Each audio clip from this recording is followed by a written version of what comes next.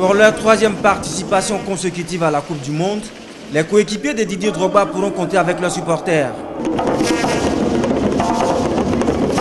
Une campagne de soutien a même été initiée à Abidjan à quelques jours du mondial. Dans une ferveur et une ambiance à l'ivoirienne, membres de la Fédération ivoirienne de football, du ministère des Sports et supporters du Comité national de soutien ont exprimé par des chants, danses, leur indémodable soutien aux éléphants footballeurs.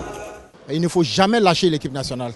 C'est des ambassadeurs et c'est à nous donc de montrer aux joueurs qu'ils ne sont pas orphelins.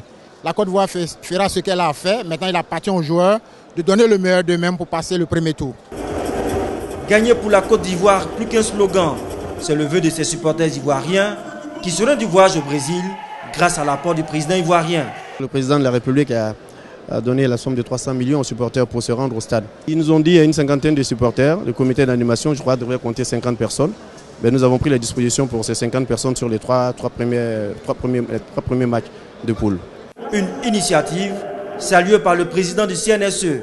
Nous sommes en train de nous préparer. Aujourd'hui, le ministère a eu l'initiative de ce lancement de cette campagne de mobilisation nationale à l'endroit des éléphants. Là aussi, c'est une excellente initiative que nous saluons. Aujourd'hui, les Ivoiriens, où qu'ils se trouvent, doivent être sensibilisés à cette Coupe du Monde. Brazoka, le ballon de la Coupe du Monde a été présenté, de même que le maillot des éléphants, à cette cérémonie. L'optimiste n'a pas quitté les Ivoiriens. Depuis 5 ans, la Côte d'Ivoire est la meilleure équipe africaine. Donc je ne sais pas pourquoi les Ivoiriens ne croient pas à l'équipe. Et la Côte d'Ivoire est très loin. Les éléphants aujourd'hui sont une mine d'or. On a tout, donc on n'a peur de rien. On va gagner.